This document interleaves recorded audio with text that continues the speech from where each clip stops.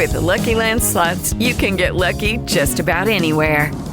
This is your captain speaking. We've got clear runway and the weather's fine, but we're just going to circle up here a while and get lucky. No, nothing like that. It's just these cash prizes add up quick. So I suggest you sit back, keep your tray table upright, and start getting lucky.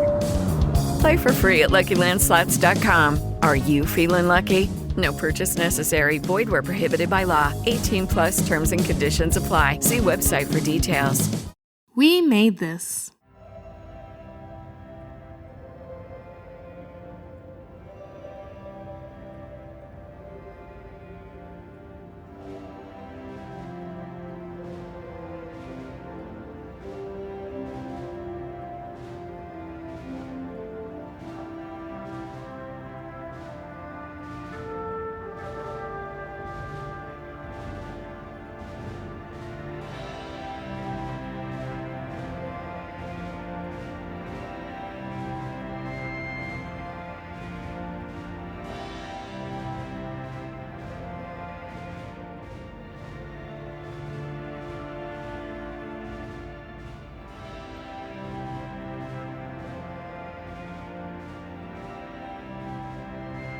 Welcome back to We Are Starfleet, covering strange new worlds and Star Trek Discovery on the We Made This network of podcasts.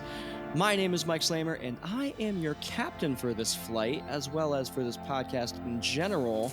And my co-pilot today is from across the seas in a faraway land, Mr. Craig McKenzie. Craig, welcome to the show, and thank you for taking the helm on this podcast for a number of episodes.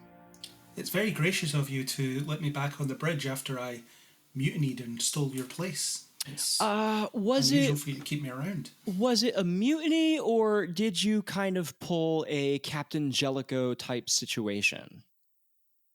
It's a good question. Perhaps I just entered the prefix code and just took control of the ship and made it lower its shields and stuff. I don't know where I'm going with this. I love it. Star Trek Strange New Worlds. We just finished episode 9. That's what we're here to discuss today. Before we do, how have you been enjoying this whole show thus far?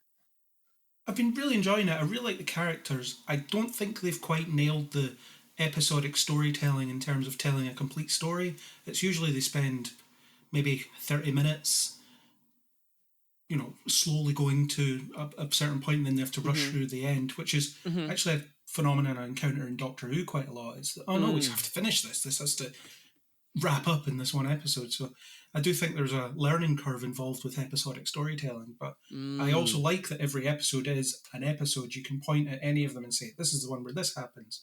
Right. Where you couldn't say that with outside of Lower Decks, the other Star Trek shows, really. That's true. Well, I suppose Prodigy actually is episodic in that way, but even then it's quite hard to delineate between them.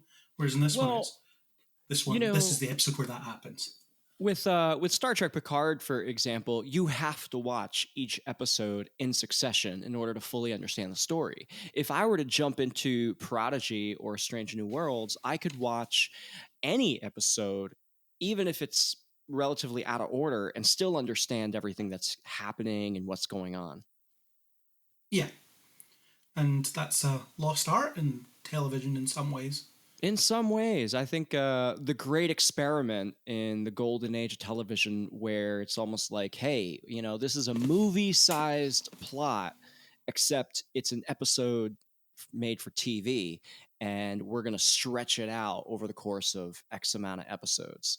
It's been an interesting experiment thus far. I know Star Trek's experimented with it greatly in this modern era, and now we've had Strange New Worlds, which is more episodic, and people seem to be loving it. They love this return to the original Enterprise. No bloody A, B, C, D, or E.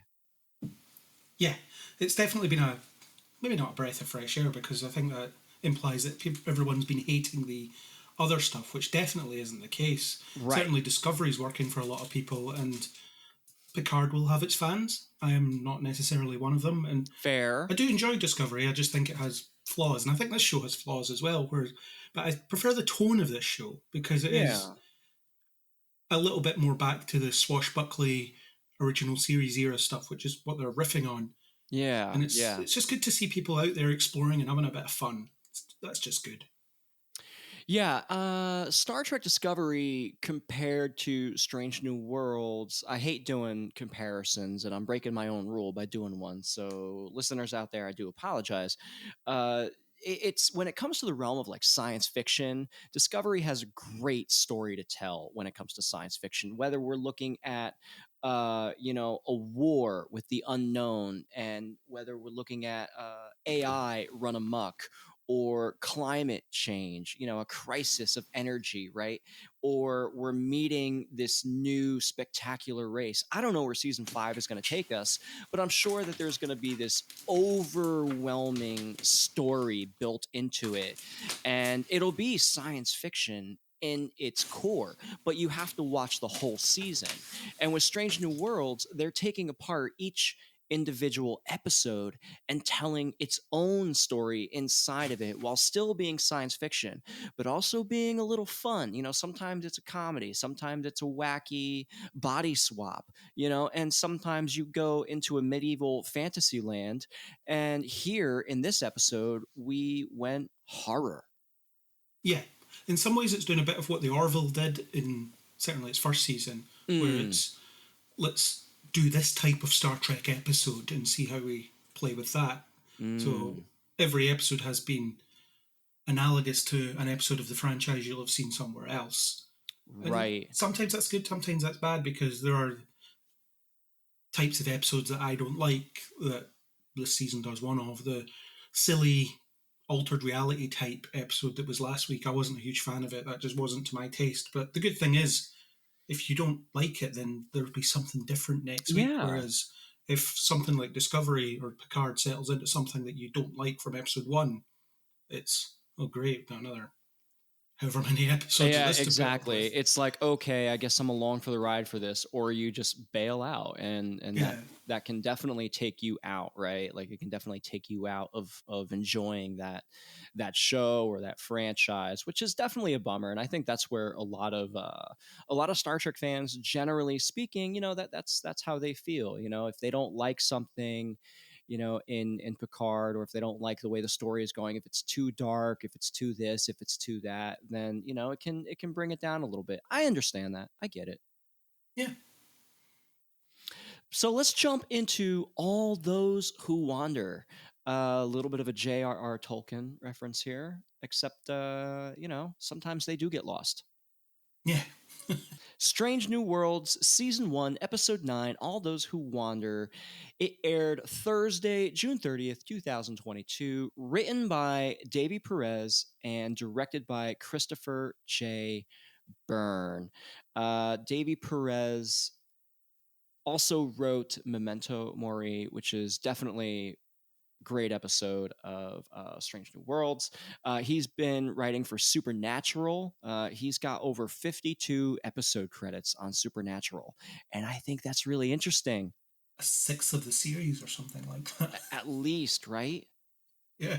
It's wild. 300 something episodes. Yeah, I can't do that kind of math, but yeah, it's a lot of them. Directed by Christopher J. Byrne, who is a great TV director. He's been on Hannibal, American Gods, Jupiter's Legacy, and of course, Star Trek Discovery. So he's definitely worked on quite a bit in recently. He was also a producer on American Gods, and he's also a composer, which I thought was pretty cool. So this team, they've definitely are well versed in the horror elements, the supernatural elements, and making it a compelling, darker, character-driven story, which is definitely what we got. So, Craig, leading up to this podcast, you mentioned that this is probably one of your favorite episodes of the season. Tell me your overall impressions of All Those Who Wander. I love this episode, and in some ways it feels like a season finale, in that a lot of the character stories come full circle. If you discount the pilot, this is a direct sequel to Uhura's arc that was started in the second episode, and she was the lead in the second episode. It was her log entry that was all about, I don't know what I'm doing with my life, where do I go with my life? And then you pick up an episode 9 and she says, "Hi, I'm doing another log entry, and I still don't know what I'm doing with my life," which makes sense because it's only been a couple of months and she doesn't need to figure it out as Yeah. quickly as that. Of course, it's TV. We all need definitive realizations about our sense of self in a very short period of time, which is kind of what she gets here. But I find it interesting how it's every character, or almost every character on that away mission, was tested based on something that was previously established. So in some ways, it's almost like we're locking off these character arcs in this episode. And it's an episodic show, so it did give me a bit of a season finale vibe. Yeah. In that we're wrapping some stuff up here, or we're moving stuff on to the next phase of what these characters might be dealing with. Yeah, I have noticed that it seems to be a trend with Star Trek in that the penultimate episode leading into the finale will generally carry a lot of this heavier emotional weight for some characters because it frees up more time to spend on whatever the finale is going to spend its time on. Although we've gotten some sneak peeks, Craig, at the finale, let's do our best not to spoil anything coming. My overall impression of this particular episode, honestly, it's got to be one of the best Star Trek episodes of all time. I'm sure people are going to call it, right along with City on the Edge of Forever, Inner Light, In the Pale Moonlight, Far From Home. Listen, I love science fiction. And sci-fi is such a good setting for a horror story. So everything that played out in this particular episode was a thing of beauty. We got scary monsters, we got the jump scares, and we had a lot of characters facing their own fears and overcoming these obstacles and these great odds.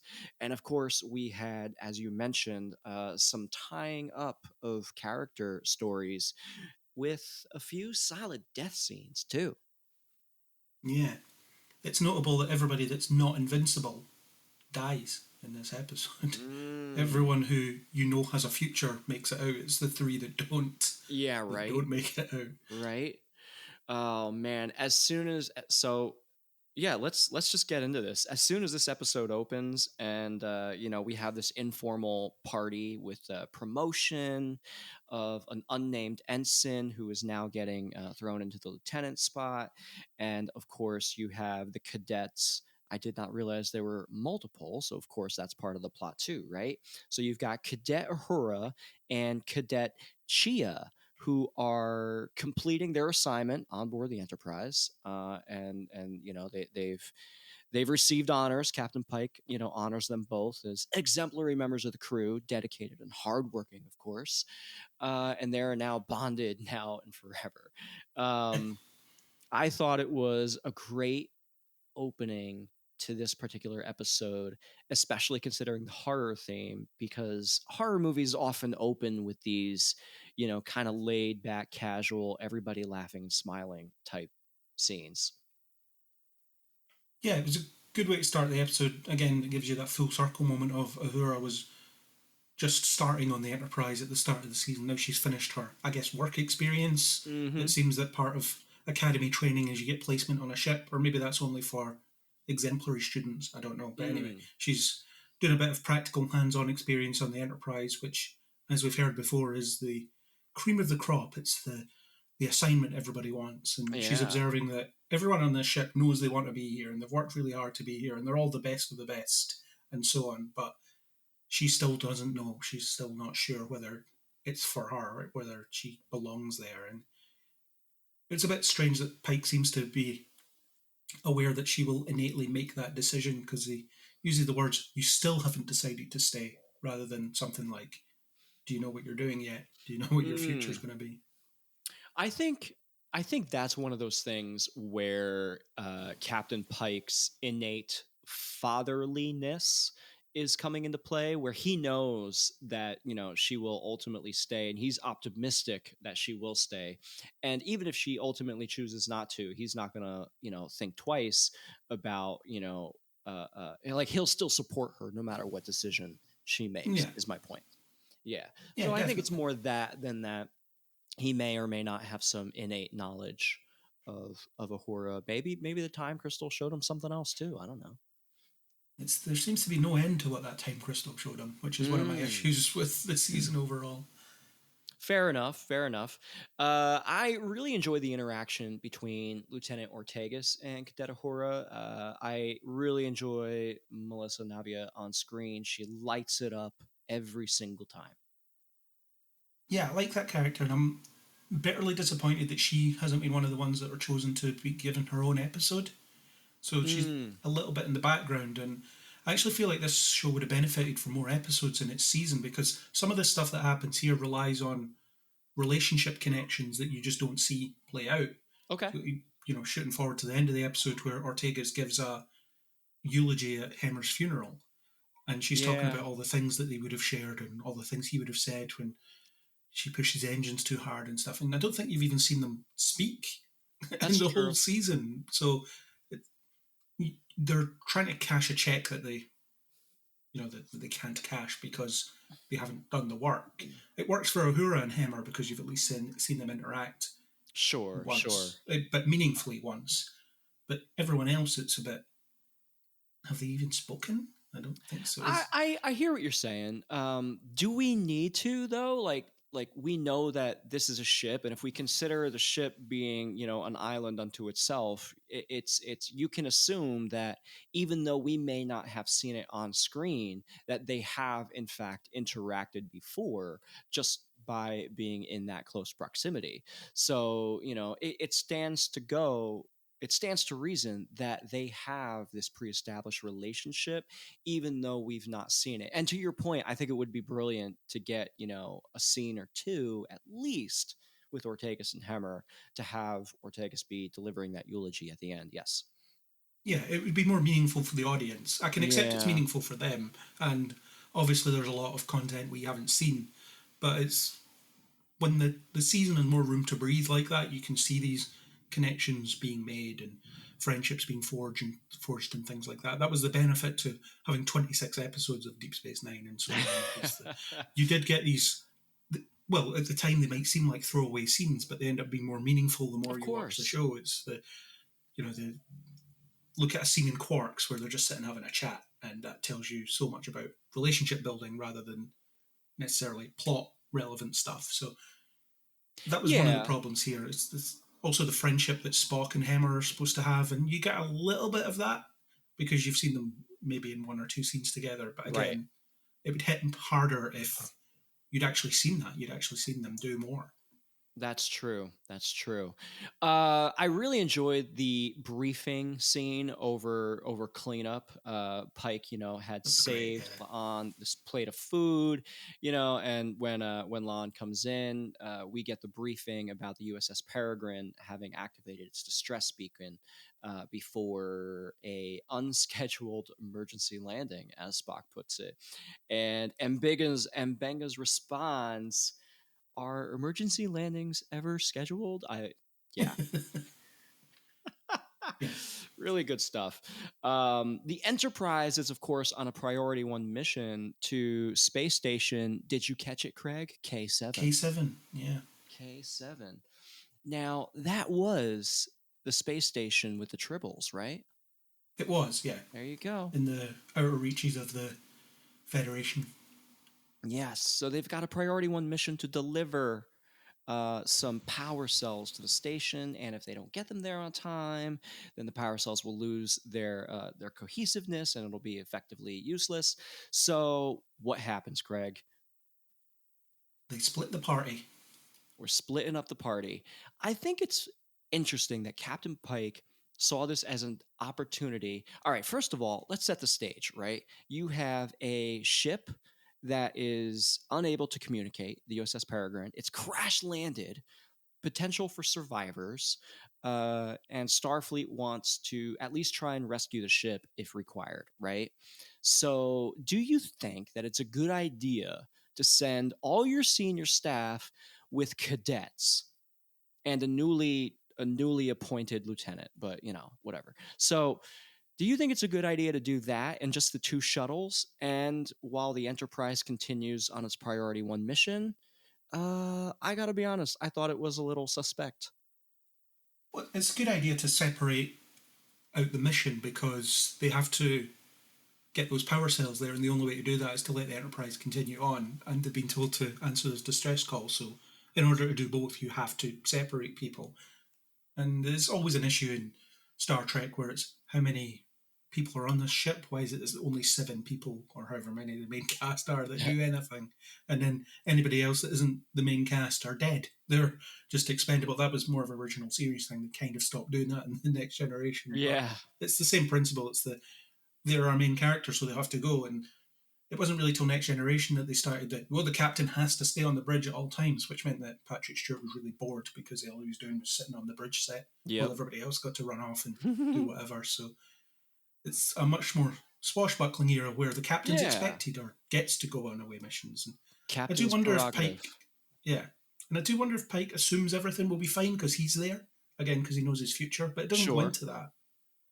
Sure. And you've mentioned this in earlier episodes too. Like, just because Pike knows that he might be safe in that particular moment, that doesn't necessarily mean everyone around him will be safe. No. Okay, round 2. Name something that's not boring. A laundry? Ooh, a book club.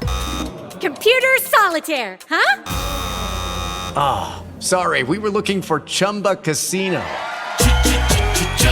That's right. ChumbaCasino.com has over 100 casino-style games. Join today and play for free for your chance to redeem some serious prizes. ChumbaCasino.com. No purchase necessary. Void where prohibited by law. 18+ terms and conditions apply. See website for details. It's time for today's Lucky Land horoscope with Victoria Cash. Life's gotten mundane, so shake up the daily routine and be adventurous with a trip to Lucky Land. You know what they say. Your chance to win starts with a spin. So go to LuckyLandSlots.com to play over 100 social casino-style games for free for your chance to redeem some serious prizes. Get lucky today at LuckyLandSlots.com. Available to players in the U.S., excluding Washington and Michigan. No purchase necessary. VGW Group. Void where prohibited by law. 18+. Terms and conditions apply. No, he knows that the decisions he makes will be the right ones for him in terms of getting him back to the ship and him surviving another day, but not for everybody else. It's not something they've really explored. I would have quite liked to see that being a thing throughout the season. Just Pike assuming he's invincible and then learning that everyone around him isn't. Like, he's not a protective shield by himself. Yeah, it's interesting. Pike's team consists of Lieutenants Kirk and newly appointed Lieutenant Duke, Nurse Chapel. You have the 2 cadets, Chia and Uhura, and you've got Chief Engineer Hammer, right? And it's an interesting dynamic here because we have Lon 2 as well, new of course. characters. Oh yes, I'm so sorry. Of course, Lon. I can't believe I missed that. But La'an is there, and you have this really interesting dynamic where you've got the 2 parties split up amongst the 2 shuttlecraft. I really like the shuttlecraft design. It's very original. Some sleeker lines, sure, but I love this stuff, man. What did you think of the Peregrine itself? I like that they threw in, it's built with the same parts as a Constitution, which sets up we can use our existing sets here, but they twist them, they contort them, they shroud them in darkness, so it gives you this air of the familiar is now dangerous. Slightly, yeah, you hit the nail on the head. It's familiar, but it's also not. And so because of that, it introduces this element of the unknown where it's a bit uncanny. And when looking at horror films, horror TV shows, that is when it works best, by putting people in familiar situations that are just different enough. Because you can feel that way. When the lights go out at the end of the night, it's like, yeah, you're in your home. It's very familiar, but now you're in the dark. Yeah. It's that irrational fear of the dark. It makes it more claustrophobic. Yeah.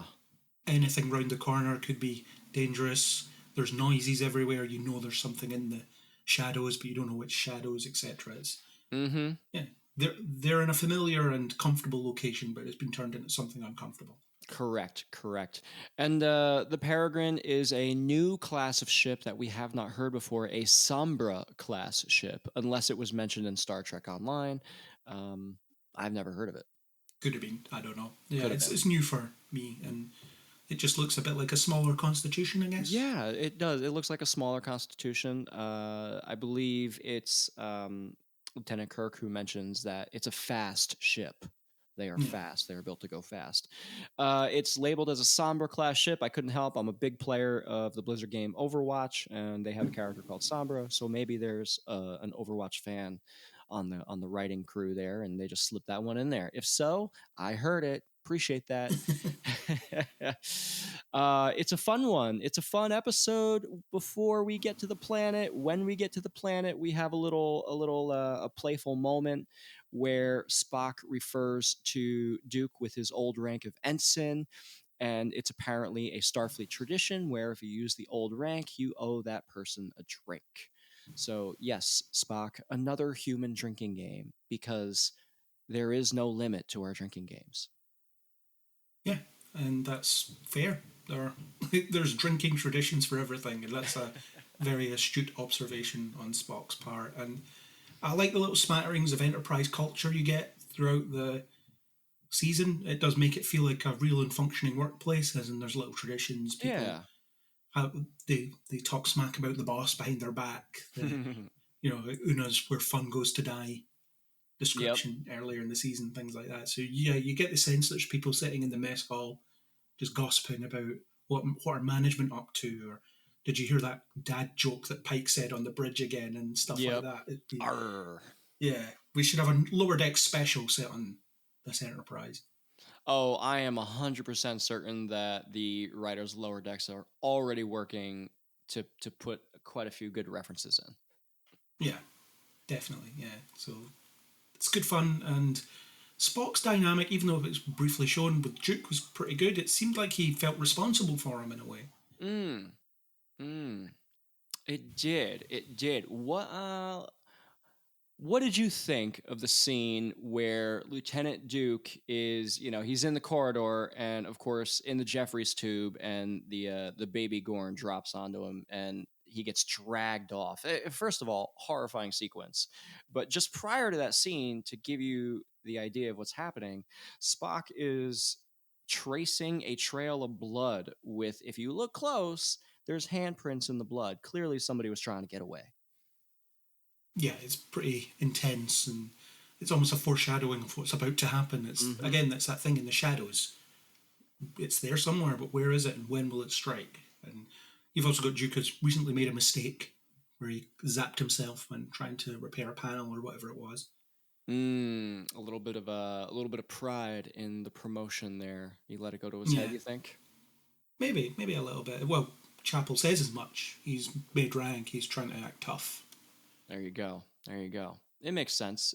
We all try to flex a little bit to show that we earn the position, right? Yeah. I like the setup going into the Peregrine as we explore the planet a little bit. You get to really see and understand how inhospitable the planet is. There's no communications, so they can't just quick, give me a shout on your communicator when you need help. So it's literally you have to be within physical distance of each other in order to communicate. Yeah, and the Enterprise isn't anywhere near them, so they can't very call for far backup. away. Very far away. Yes. And what we get there is the inhospitable planet, and of course the bodies. Yeah, that's always foreboding. And I don't know if the episode set up the Gorn before they were mentioned, but I suspected them very early on. I think it was because of how effectively Lan had referenced what had happened to her. Maybe it sunk in a bit where I was like, oh, that's a bit like what the Gorn do. Or are supposed to do. Well, as soon as we had that briefing going on, my wife called it out too. She's like, "Oh, Lon's here. I wonder if we're gonna get a Gorn episode. We might get a Gorn episode." It's like, yeah, okay. It's like, yeah, well, that makes sense. The laws of storytelling are she's been out of therapy. She's thinking about it, so therefore the episode must be relevant to her in some way. Because otherwise they wouldn't reference it. Correct. So the Peregrine is down, right? Like we learned that basically right out of the gate. It's supposed to have a full crew of 99, but La'an has already conducted her sweep. She's found 20 confirmed casualties, including the captain, and they are able to unlock a log, one of the last logs that Captain Gavin gives, which reports that they were mapping non-Federation space when they picked up 3 castaways on a Class M planet. Yeah, just like Lan's backstory. She gets let go by the Gorn and rescued by a Federation ship. Yeah. Interesting stuff. Apparently, one of the castaways was infected with Gorn eggs, and the ship's biofilters didn't pick them up. So the poor guy here, the Orion Pasco, he was named. I don't know if we were supposed to understand the name or not. He sets off a plasma grenade and engineering to try and kill all the Gorn. The system sent the automatic distress signal, and of course, the Peregrine crashed. So this is how we get to where we are now, where we are investigating the corridors. We're looking for any survivors. There are apparently two biosignatures on the bridge. One of them is humanoid, the other is not. Yeah, which leads to your fake out. You're expecting the Gorn to come around the corner, but it does the classic horror trick of, oh, it's not them. You can breathe for a minute. Yes, they're safe for a moment. For a minute. We move on to sickbay after a little bit here. We do meet a human girl, and we meet a new alien that we've never seen before. Yeah, you might as well call her Newt, because that's what she is. It's Oriana, the name is. Oriana, yes. Yes, it's, again, it feels very, like, they're just characters for this story. They don't, not everything, Craig, is an Easter egg, and that's okay. Well, it's an Easter egg for aliens and Alien and later Alien that's 3. Separate, yeah. Yeah, that's why I said Newt, because there's aliens. Yes. That's a separate reference, which I found really cool. Alien, you had aliens, Alien versus Predator in this. Of course, you had The Thing. Yeah. What else? Were there classics. any other movie or show references? Well, Hemmer doing that big leap to sacrifice himself, that's Alien 3. That's what Ripley does at the end of Alien 3. That's right. Lucky Land Casino, asking people, what's the weirdest place you've gotten lucky? Lucky? In line at the deli, I guess? Aha, in my dentist's office. More than once, actually. Do I have to say? Yes, you do. In the car before my kids' PTA meeting. Really? Yes. Excuse me, what's the weirdest place you've gotten lucky? I never win and tell. Well, there you have it. You can get lucky anywhere, playing at LuckyLandSlots.com. Play for free right now. Are you feeling lucky? No purchase necessary. Void where prohibited by law. 18+. Terms and conditions apply. See website for details. Judy was boring. Hello. Then Judy discovered ChumbaCasino.com. It's my little escape. Now Judy's the life of the party. Oh, baby, mama's bringing home the bacon. Whoa, take it easy, Judy. The Chumba life is for everybody. So go to ChumbaCasino.com and play over 100 casino-style games. Join today and play for free for your chance to redeem some serious prizes. ChumbaCasino.com. No purchase necessary. Void where prohibited by law. 18+. Terms and conditions apply. See website for details. And just general horror stuff. Oh yeah, they click on all the tropes. Yeah. But we've never seen this blue alien before, and the universal translator doesn't work. I did laugh when La'an yelled at Uhura, like, "Do something!" Just learn his language right now, even though you've only heard 2 words. She's like, "That's not how this works. That's not how any of this works." Oh man, it's good. So we move on to sickbay, and this is when the story really starts to kick in. We're watching, and my wife turns to me. She goes, "This is really good. I'm enjoying it, but I need the story to pick up a little bit." So we get to sickbay, and we get the sense that something is not quite right with these 2 survivors, right? Yeah, there's stuff going on. And it sets up the eggs being undetectable, which made me think that... Well, it didn't make me think Hemmer's days were numbered once he was attacked by the acid or the venom, and then it made me think that would be a thing that would crop up later. I didn't expect them to kill him in this episode, actually. That was quite a surprise for me. But I expected that to be a consequence of some kind. Yes, same. I also thought that there would be a consequence sometime. I did not expect them to go the route of, oh, this is how they reproduce. I didn't like that. It's a bit too neat, isn't it? Yeah, it's too quick. It's too neat. I didn't like it. Like I would think that in order for a Gorn to reproduce, there'd have to be an egg, you know, and there would have to be the combining, because if it's just hitting the host DNA, then doesn't that mean that every single Gorn would then have their host DNA integrated? So it wouldn't be a Gorn, it would be like a Gorn Andorian hybrid, or a Gorn Orion hybrid, or a Gorn human hybrid. That's how I understand biology and reproduction. I could, hey, I'm wrong about things.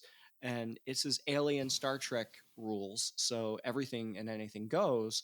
But with how good Trek has been in terms of modern Trek integrating real world science and biology into the stories, I was surprised that this is how they decided to have the Gorn reproduce.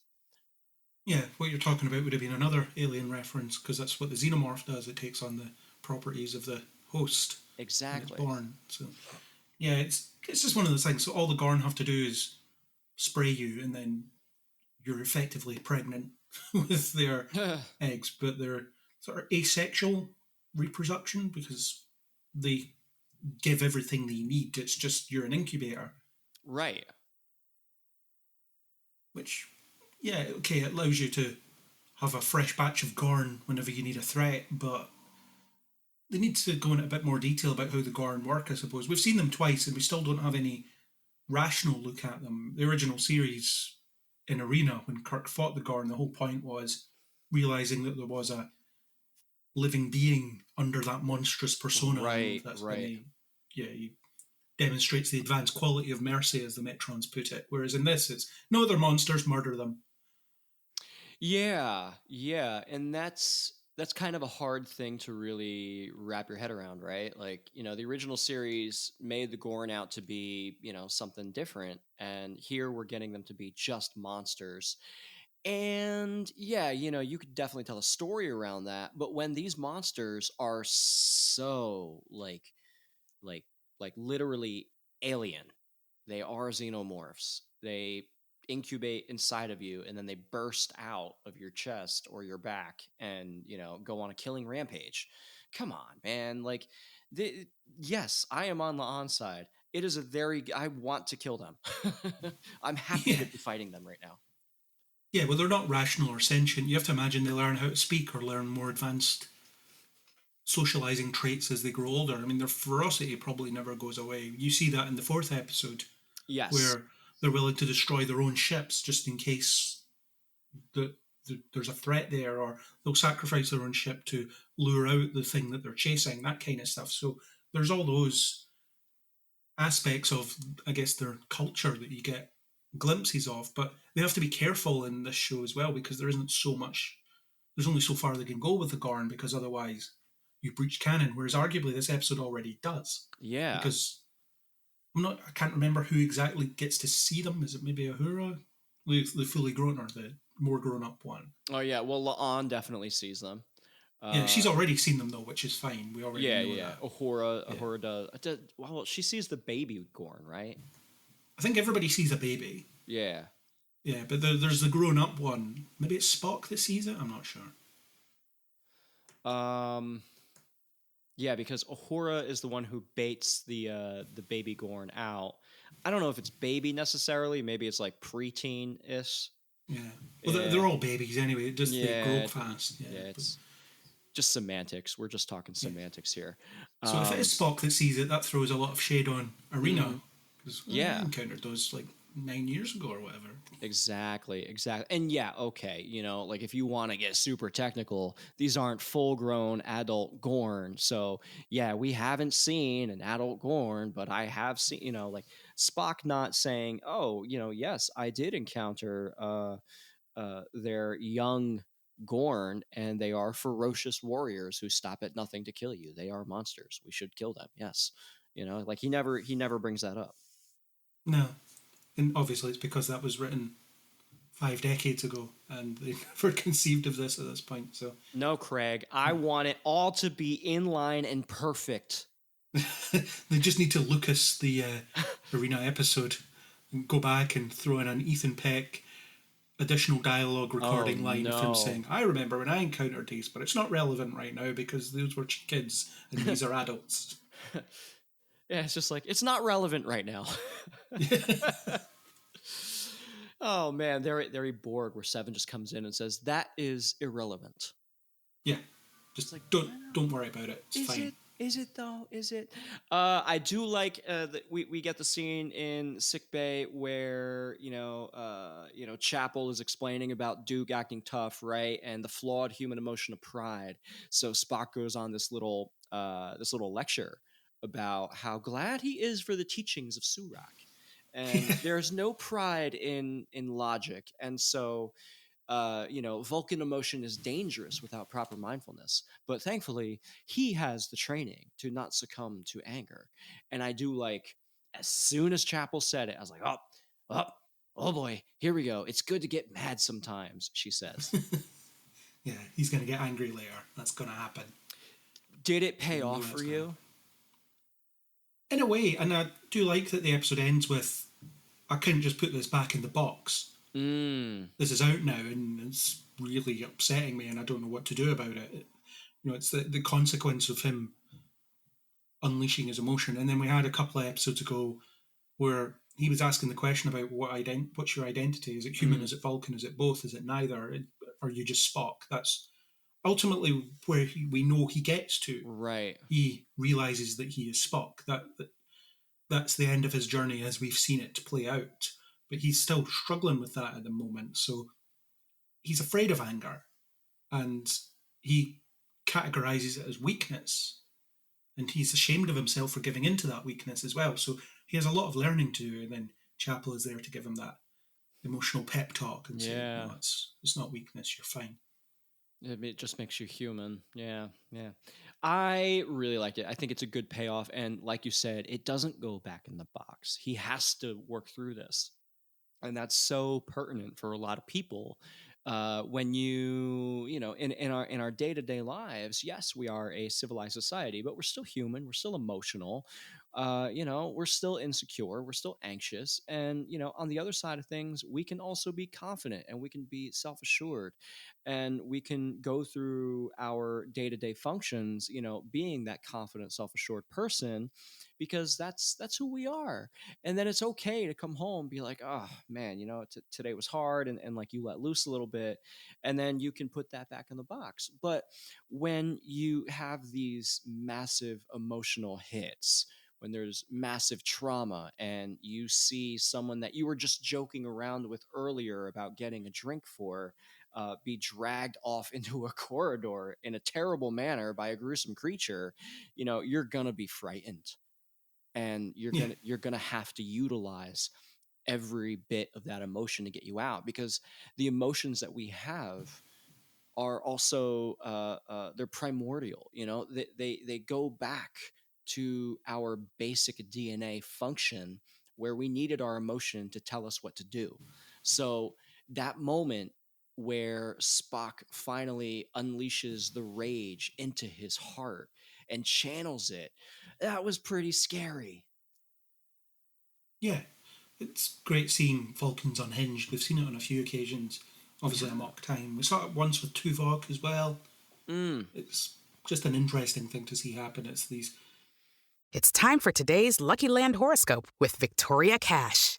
Life's gotten mundane, so shake up the daily routine and be adventurous with a trip to Lucky Land. You know what they say, your chance to win starts with a spin. So go to LuckyLandSlots.com to play over 100 social casino-style games for free for your chance to redeem some serious prizes. Get lucky today at LuckyLandSlots.com. Available to players in the U.S., excluding Washington and Michigan. No purchase necessary. VGW Group. Void where prohibited by law. 18+. Terms and conditions apply. Powerful emotions combined with immense strength as well. He doesn't become a danger to anybody else. Right. On the away team. He almost attacks Kirk, but that's more of a reflex reaction to the fact that he was surprised rather than being in any kind of murderous rage. And then afterwards, you see him sort of shaking and trying to get himself centered again. Yeah, I thought that was really well done. There's definitely been moments where I've been very angry, and you just got to step aside and be like, I need to get control of myself. I need to walk away. I need to step away from this, and come back to it with a reason behind. And that's what Spock does. Yeah. But in the Vulcan way, which means it's more extreme. Yeah, I saw a really funny comment on Reddit from user callsign hot dog. That he was discussing, like, wondering about Captain James Kirk, like, reading over the personnel records, right, and then asking Sam, like, "Oh, you served with Spock. What's he like?"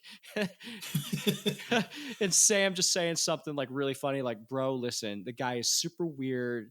Always in and up to his neck in shenanigans. One time he swapped bodies with his fiance. It was wild. Every time I went on an away mission with him, I almost died. There's also that time he became a bit of a weird wizard. That happened. I wasn't there that week. Yeah. He's like, I heard about it from Dr. Mbenga. I don't really know what happened. It's so funny. And I love, let's talk about Sam Kirk for a minute. First of all, he's Guy Fleegman.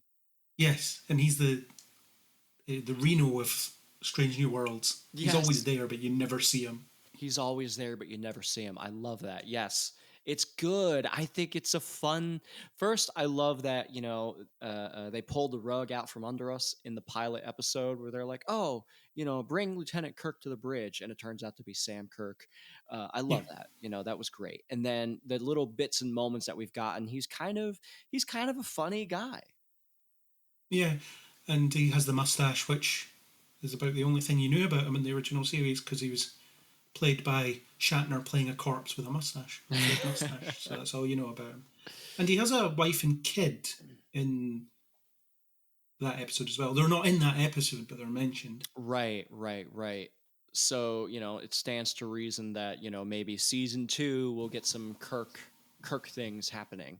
Yeah, he hasn't met her yet, I guess. Yeah. Could be.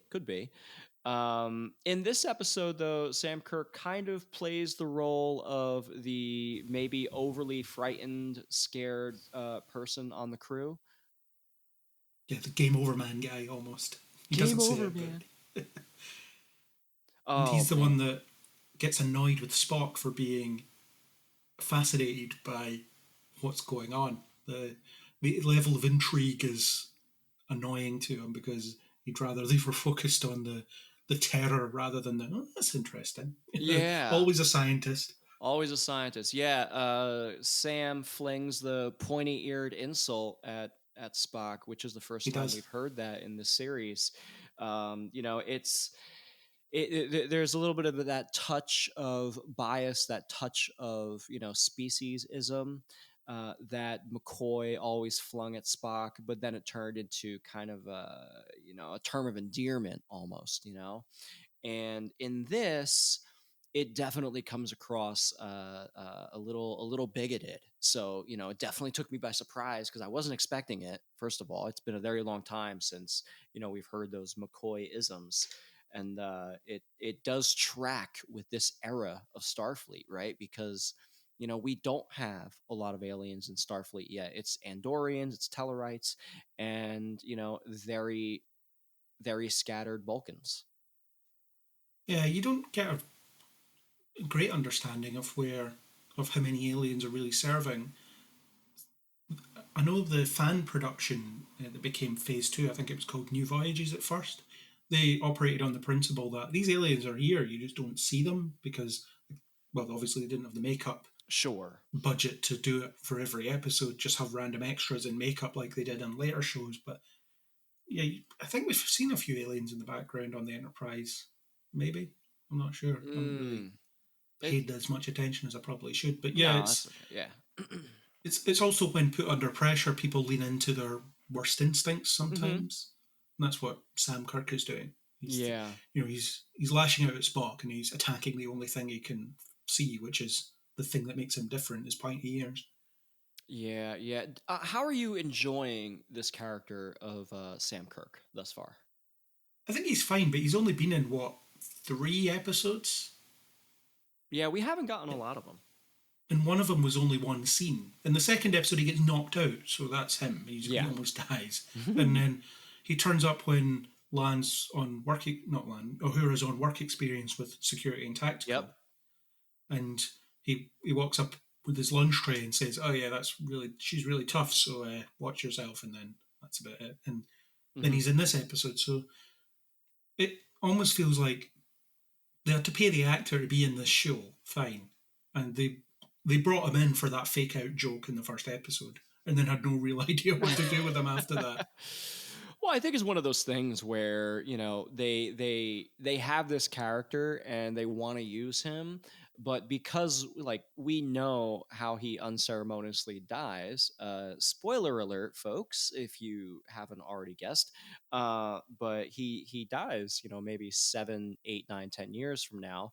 So it's like, hey, we want to get this story, but we don't want to give you too much. So we're not going to make you like him all that much. We're not going to give you too much. You know, it's just going to be there. Yeah, he has the Kirk swagger, but he doesn't really have the talent behind it, is what I'm thinking. I feel like he's not the best at what he does, unlike his brother. Ah, okay. I like that. I like that takeaway. Let's pivot now to La'an a little bit, because this is very much a La'an story, just as much as it is a Uhura Pike Spock story. I really enjoyed everything with La'an in this episode as far as character development. You know, at the opening of the episode, she's seeing a shrink, and now she has to face her monsters and her demons literally head on. Yeah, that was really interesting stuff. And there was lots of little details that tell you a lot about her emotional development, even over the course of the season and obviously over the course of those years. She dismisses what the therapist has to say because the therapist is only operating on their training. They haven't lived what she has. No one has, really. Very few people have lived to tell the tale. And then she sees herself in Oriana. I almost said Newt again, because again, that's what she is. But she sees herself there. She was that little girl who was cast out by the Gorn as a survivor and left to live with the emotional consequences of that. And then she takes it upon herself to make sure that Oriana doesn't have that same experience. And then she can impart that experience because she has lived it, so she can speak from that experienced point of view.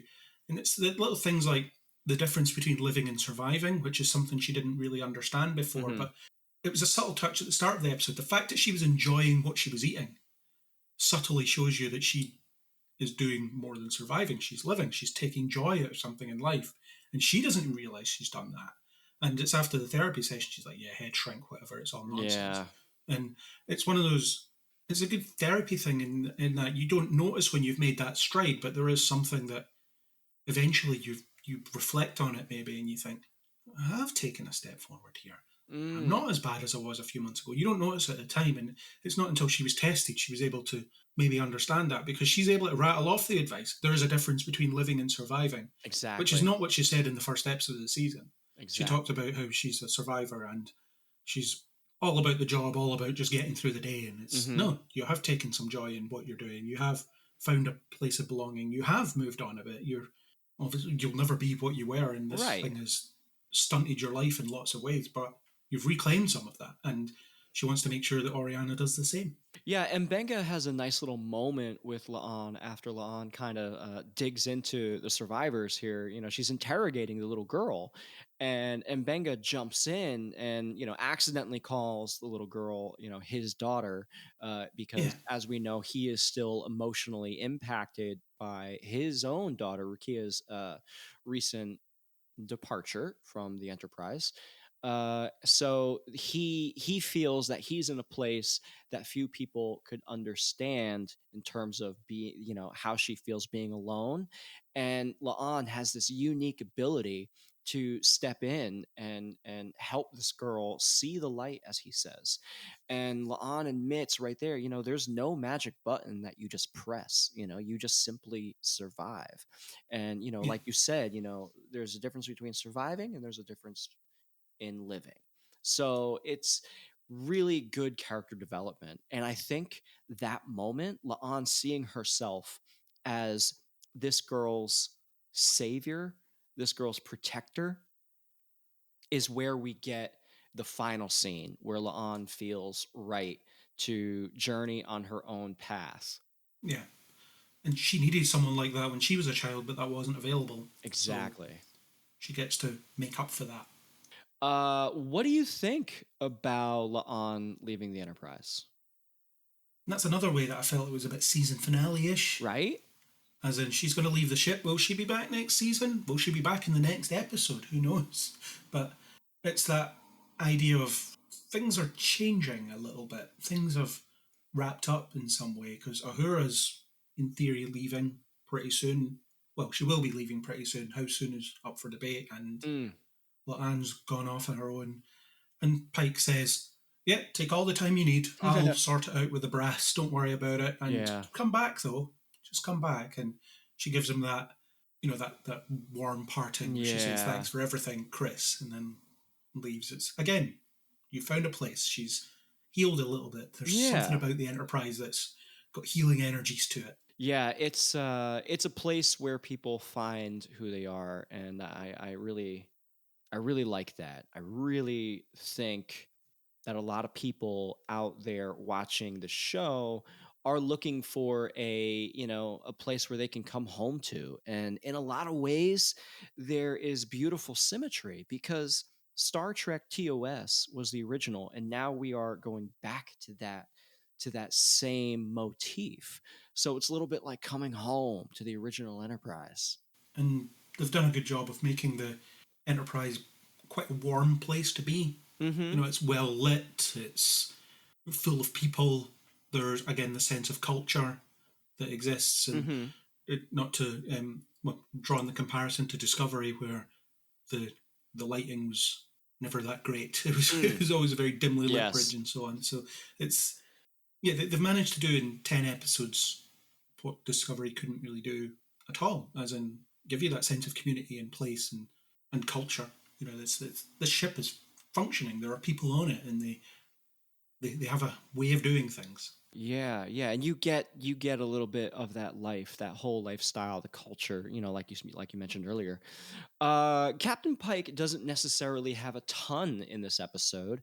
What I love about this series in particular is that the Captain Pike isn't necessarily driving every single mission. He's not driving every single plot or story arc. He is kind of setting things up, to let me have my senior officers make the decisions that they feel are best for the situation. Let's lead by committee instead of just making decisions top down. And I really like that, because it gives the opportunity. For example, allowing La'an to take the tactical lead, because number one, she fought the Gorn before and she made it out, right? She has the most experience. Number two, letting Dr. Mbenga take the lead, of course, on what are the next steps to investigate these survivors? What can we do to learn as much as we can about how the Gorn operate? Because remember, this is our first, not our literal first, but it's a key moment where we can gather intel and get information that we did not have previously. So now we know how the hatchlings operate. Now we know that the Gorn can disguise themselves genetically from biofilters and from different readings. So it's crazy. Yeah, he's not a micromanager, which makes him a really good leader, because he gives people space to use their talents, because they all know their jobs, and those that don't, he will help guide them to gain the confidence to know their jobs. So that's why the cadets are here, I guess. They're there to sponge off the people that know what they're doing. And that's not necessarily him. He's not ashamed to admit, I know nothing about medical side of things, or I'm not a master tactician, and that's why I've got someone in that position, so I don't have to do it. And exactly. I do find that Pike's role in the episode is a bit too subdued, though. There's things like he brings all these people on this mission, one of which recently gained rank, 2 of which are cadets. Right. And then it's his chief engineer, and 3 people die. 3 people, not a good rating. Yeah. And then at the end of the episode, he doesn't reflect on it in any way. He doesn't look back at his decision and think, maybe should have brought 3 more experienced people with me instead of this into what could have been and reasonably could have assumed was a death trap. Right. And then I keep saying that there is an opportunity for him to use his future knowledge or be reminded of his future knowledge. Because again, this is another situation that's kind of similar to that pivotal moment in his future where he's responsible for a group of people and he has a decision to make. I know he already knows when the date and time and who's going to be there and all that stuff is, but in this it could be, oh God, this is a little bit familiar. Is the universe torturing me with these similar situations that I keep finding myself in? And instead he's just a bit passive. He even talks about quarterbacking at one point, and that's exactly what he's doing. He's not really participating. He's just kind of sitting there. Right. You could have removed him from those scenes and not much would have needed to change, really. Yeah, I think it's an interesting take on the captain's seat. And yes, when he and Omega head up to the bridge to quarterback the entire operation to allow for his crew members, which I also think is interesting. If Pike knows that he will be safe, but he allows his crew members to bring the extremely dangerous adolescent Gorn into areas where into the choke points to fight the Gorn. If Pike knows that he's safe, why wouldn't he put himself in, let's say, Hemmer's position to bait the Gorn out? Why is he playing it safe up on the bridge of the Peregrine, quarterbacking the operation, when he could be in their place, letting, let's say, Uhura command the operation, or let's say Hemmer command the operation? Yeah, it's an interesting question, and they've been dancing around the fact that he's thinking about whether he can change his fate or not. That's something he's been exploring, or at least he did in one episode. He looked up the names of everyone that was there to see what they were up to. So maybe he's thinking along the lines of the future isn't written, in which case any situation he goes into could be a dangerous one. But it's something that they touched on earlier in the season as well. In the last Gorn episode, it's when he has to seal the bulkhead and someone dies. And then he does that reflection moment where he's like, why does it feel like it wasn't the right decision? Which is a really dumb thing for Pike to say because he should already have the experience of knowing that it's the right decision. So that's there for the audience benefit, but there's a more textured way you can deliver something like that. But that's a follow-on from that. He understands that everyone else in this scenario are better equipped to do the things that they need to do than he is. So the best place for him is on the bridge, reading the screen and telling him what's going on. Yeah, it's an interesting play. So let's talk about Hemmer and Uhura, or Team Hemhura, as as Uhura puts it in engineering. I really like their dynamic. You've got the mentor and the mentee. Yeah, and Hemmer with his unfiltered, unapologetic advice. Oh, it's he's not brilliant. Sugarcoating a thing. He's just telling it straight. It's that you're pretty afraid of laying down roots. I've observed that about you. And Uhura's like, I've never thought about that before. I'm going to think about that some more.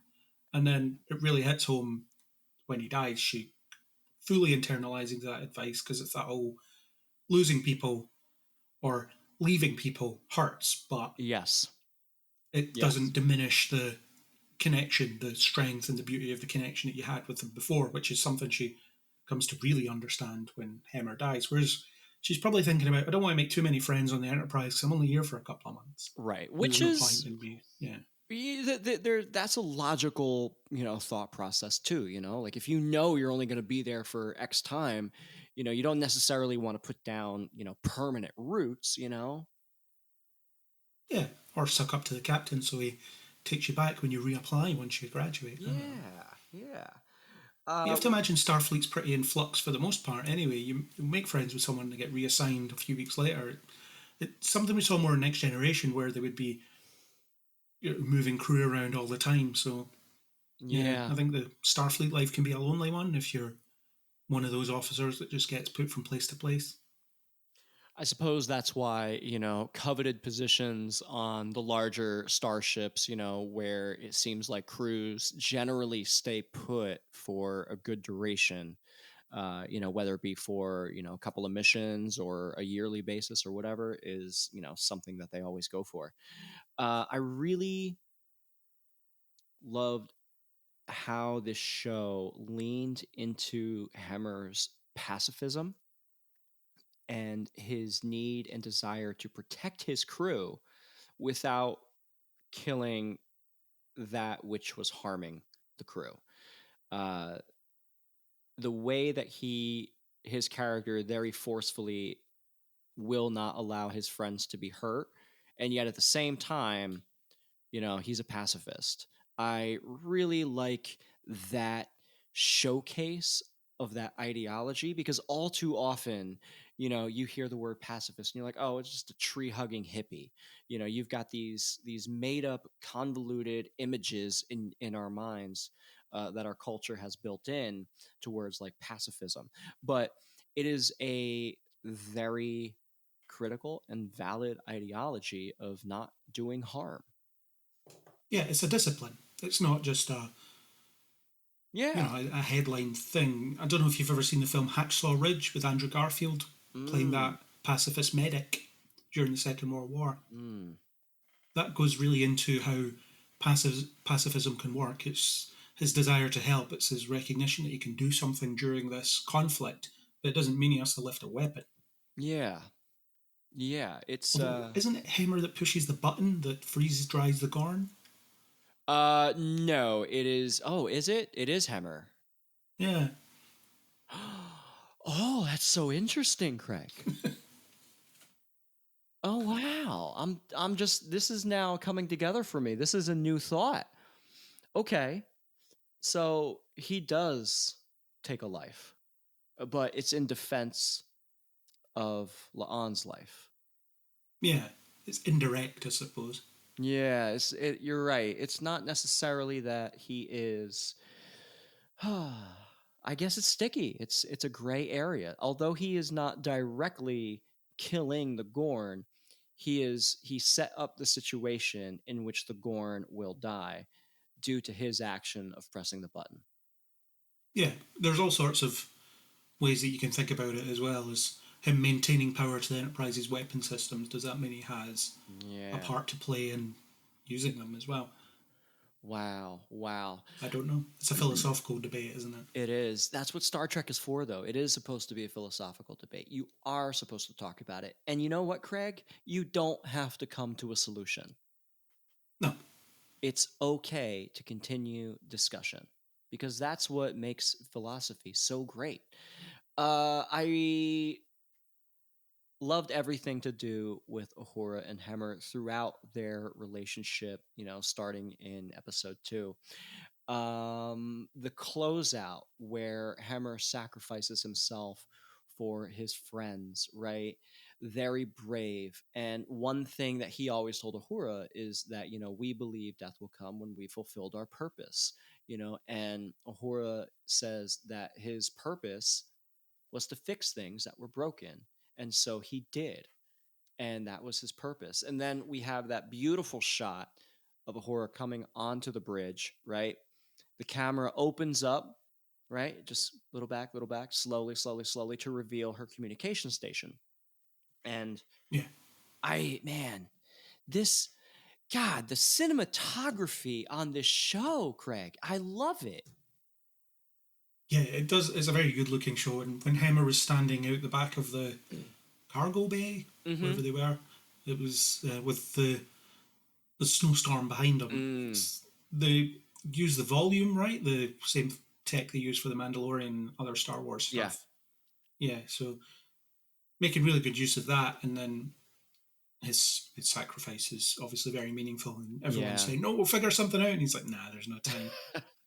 There's no time. Stick you in a transporter buffer. That seems to work. Yeah, why don't we just do that all the time? This was a strong episode. I loved all the horror moments. Just before Hammer steps off, we get the moment with him and Spock. And he raises the hand in the Vulcan salute. Live long and prosper. It's he and Hammer offers one last piece of advice: open yourself, make a home for yourself amongst others, and you will find joy more often than sadness, because Uhura is going through her own bouts of grief, having lost her parents. And so she has experienced loss, she has experienced this pain, and she's trying to find her own way through. And Hammer is advocating for, it's okay. Yes, the people you love will hurt you the most, but they will also bring you the most joy. So find it. And I love this show, man. The writing, the message, the symbology, the homage to what came before, whether it's TOS or TNG, the elements of Voyager that always come into play. It's Star Trek spirit through and through. Did you have a favorite moment in this episode? I think the Uhura Hammer conversation was probably my favourite. I really like when they just dig into these types of motivations in very succinct ways and very interesting ways, because Hammer does open her mind to things that she hasn't thought about, or certainly in that way. And I thought that was great. And just their general dynamic was really good. I think it's a shame that Hammer's gone now, though, because he was a unique character that they could have done far more with. And Bruce Horak, the guy that plays him, he is actually blind as well. Yeah. Which is supposedly great. We're not going to. Yeah, supposedly he's coming back in season 2, so as a new character. All right, okay. Like the guy that played one of the Klingons in Discovery that came back as various other people afterwards. Yes, Kenneth Mitchell. Kenneth Mitchell, yeah. Okay, well, if he's coming back, then great. Maybe he'll be his twin brother or something like that. From what I've read, I think it was an interview on the Ready Room. It was, and don't quote me, this may not be super accurate, because I actually, fun fact about me, I don't really care for the Ready Room. I know it's interesting, and there's a lot of behind the scenes stuff, but I don't really care for it. So anyway, but I do know that Bruce Horak is coming back for a couple of episodes as a different character. And it was because I guess the makeup process took so long that it was just like very difficult for him to work with. But additionally, they always intended for Hammer to have this story. Yeah, I can believe that. And he's been a bit strangely deployed throughout the season. I do wonder if he was one of the last people to be cast, because he seems to be strategically deployed throughout the episodes. Because he has that cameo essentially in the first episode where he just beams aboard, and then he's in one scene, I think it is, in the second episode, or maybe two scenes, and he just is sort of peppered throughout. So I do wonder if he was a late addition to the cast. But having an Enar on the ship and on the show was great, because they're relatively untouched. You've seen them once in 2 episodes, really, or 1 episode fully. All right, so I've pulled up the memory alpha page of Andorians. What is the difference between an Anar and an Andorian? They don't explicitly go into the differences, but they evolved on Andoria, and they're isolationist pacifists. They're blind, just normally. They're all blind, and they have strong telepathic abilities, which is why in Enterprise, the Romulans stole that Enar. Right. Or kidnapped that Enar to pilot their drone ship, because it was telepathically piloted for some reason. But that's all you get from them. You get Shran and Jamel, I think her name is. I don't remember. Yeah, that's my favourite episode of Enterprise is the one before that. The second part of that 3-part arc. Yeah. So I pulled up the memory alpha page here. So Andorians are typically blue, right? And then you have a subspecies known as the Anar, who are white-skinned, blind, and possess telepathic abilities. So that is the difference. There's a racial difference between the two. Okay, that makes more sense. Because I was like, he's talking about Andor. I thought he was Anor. Wait a second, did I miss something? Did I forget a piece? Yeah, he's from Andoria, but yes, but he's Enoch. Yeah. Yes. Okay, that helps settle that small debate I had with myself about it. It's I really like this episode. It's hard for me to say like I had a favorite moment, but one line that is said during the eulogy, Ortegas says that if Hemmer were there, he would remind them it was a celebration, exalt the fallen, and commit them to the cosmos. I really like that line of dialogue. That's a good line, Yeah. It's just all around good writing, good direction, and of course, lighting, atmosphere. It all came through and worked in a big way. Like I said earlier at the top, really think this is going to go down as, one of the classic best episodes of Star Trek. It's going to be on a list of Star Trek Strange New Worlds. Like, obviously everyone's got to watch every episode, right? But this one you gotta watch. It's my favorite of the season, of the 9 of them, and I do like that it gives that closure on some of the things that have been brought up over the season as well. So I just a small sidebar here. Apparently, folks with advertisements on Paramount Plus, and I don't know how the streaming works in your neck of the woods, but Paramount Plus folks with ads, they were getting the Geico car insurance advertisements, which, if you've never seen them, the Geico car insurance company has a gecko as its mascot. And the gecko is obviously doing lizard things. And of course, we just watched baby Gorn hatching and doing terrible things. So shout out to Paramount Plus for amazing marketing work for Geico. Yeah, it's mixing the message there, isn't it? It really is. I think their ad sales team needs to have a little conversation with their broadcasting. Yeah. They won't be thinking about anything. They won't be thinking about what the episode's about when, hang on, traffic outside. Ooh. They won't be thinking about what the episode's about when placing adverts in it, and adverts on streaming just feels alien to me. I don't like it. I would never pay. I would pay the extra just not to have them, because it's one of my pet peeves on YouTube at the moment is the constant cutting off for adverts that I don't want to watch. Yes. We're having that issue right now with Hulu. While we watch The Orville, it's like, okay, cool, we're watching the show, and it might be an hour long, but then we realize we've been sitting there for an hour and 20 minutes because of all the friggin' commercials. We're like, wait a second, what the hell are we doing here, Yeah, drives me mad. I hate adverts. Yeah, advertisements these days have definitely gone one way or another, and hopefully you don't mute your podcast audio for this one, but we are a part of the We Made This Podcast network. Please check us out at wemadethisnetwork.com. We talk about all things music, movies, TV, film, culture, pop culture. Craig, what else do we talk about? It's like everything, right?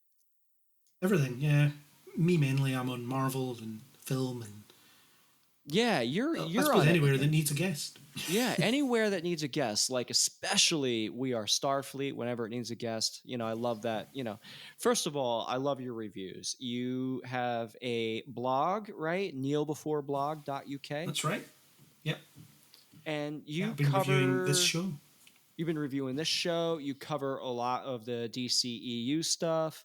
I've been enjoying your Superman and Lois reviews. You've been talking The Flash. You're all over everything, man. I love it. Yeah, it's going to be a bit of a slump in the coming weeks of review content, because most of my shows are finishing. The Boys is finishing. This is finishing. The Flash is already finished as we record. Superman and Lois is finished as we record. So next week I have 2 episodes of TV to review, and then that's me. And I don't know what happens after that. Oh my God. What are you going to do with your break? I am going to maybe just watch TV that doesn't have to turn into content. Wow. We you and I were talking about this a little bit in the Discord, and I agree with you that, this it is a job, it is a hobby, and I know I do it for the fun of it because I love to chat this kind of stuff and get into the deep dive and like the details. It's great, but it does take time. You have to think about it constructively. You have to schedule time to sit and chat or write, right? And you've got to be critical about it. You got to think about the themes and the overall story, and then the characters individually, what worked, what didn't. And then you have to actually put all that into a cohesive message. Yeah. And that's the tough one. That's the tough one. So folks, if you're so inclined, we also have a Patreon. You can check it out at patreon.com/WeMadeThis. And there are some benefits there. You can check that out on the website. You can also check out if you want to support me directly, buy me a coffee. The link is in the show biography. It's down there. Click the little button that says notes on your podcast app and it'll be there. Or you can't promise you won't spend the money on beer, though. We can't promise that. Oh, that is true. That is true. Craig, where can I find you online? So, as you've said, the main place is kneelbeforeblog.co.uk, Facebook and Twitter. If you type it in, it'll all come up as well. So I'm reviewing this show. I'm reviewing, or did review, Superman and Lois and The Flash, which are both now finished. Mercifully, thank you for The Flash. I am sick of it. I hope it's going into its final season because it is not a good show, but never mind.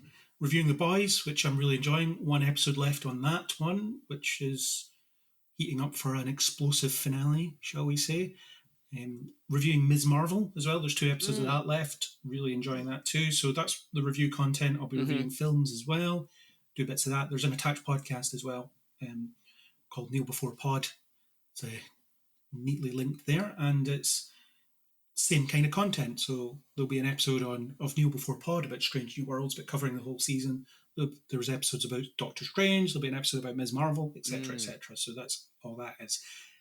That's all you can find me there. We Made This. I crop up here and there. I will just show up somewhere whenever, as I said earlier, someone needs a guest. And I'm available. I will chime in if I'm knowledgeable on the topic. So that's plenty of places there. And personally, on Twitter, I'm under Nemesis4909, which, since I'm on a Star Trek podcast, and even if I wasn't, I'd be legally obliged to comment that it wasn't initially a Star Trek reference. It was originally a Resident Evil reference, and then Nemesis came out as a Star Trek movie, so then it became both. So we just need some kind of Nemesis-type link for everything I watch. Yes. We have the finale next week. I believe you are going to be looking at that and chatting about the finale with our good friend Ashley Thomas. Is that still in play? Yes. As far as I know, yes. We need to coordinate, but yes. Amazing. So, folks, thank you for listening. You can follow the show at Starfleet Pod on Twitter and Instagram. Craig McKenzie in the co-pilot booth today will be taking over my role next week with returning guest Ashley Thomas to discuss the finale. We haven't discussed it yet. That's fair. It could be the other way around.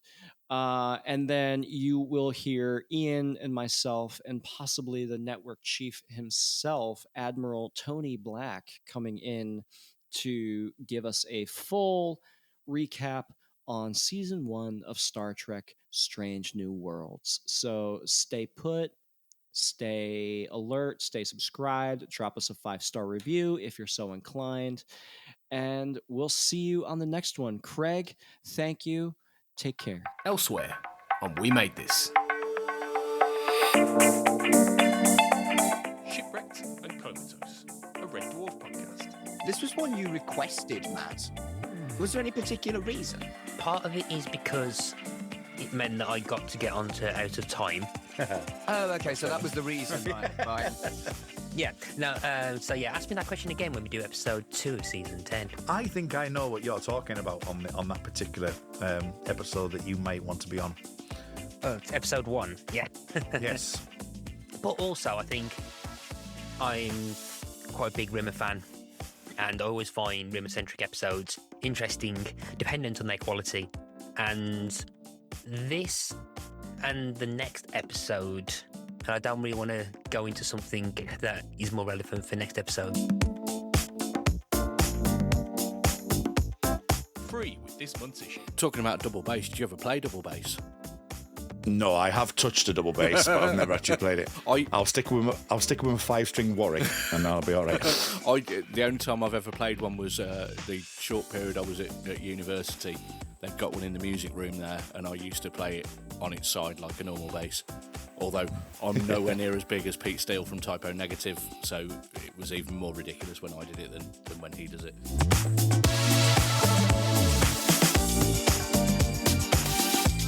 Movieversaries podcast. Yeah, I like, A New Hope. I like Strikes Back. I like The Last Jedi. I think Revenge of the Sith is pretty good. But, Rise of Skywalker can just... Rise of Skywalker is terrible. Yeah, terrible. You know what I mean? On our podcast, we're big fans of The Last Jedi, and we do not like Rise of Skywalker at all. Oh, maybe I'll fit right in then. Maybe you'll fit right in. But yeah, I can offer maybe a controversial take. Like, for example, I think The Return of the Jedi is not good. Get out. Get out. Hey, man, this is my podcast. You get out. Check out all of these shows and more on the We Made This podcast network.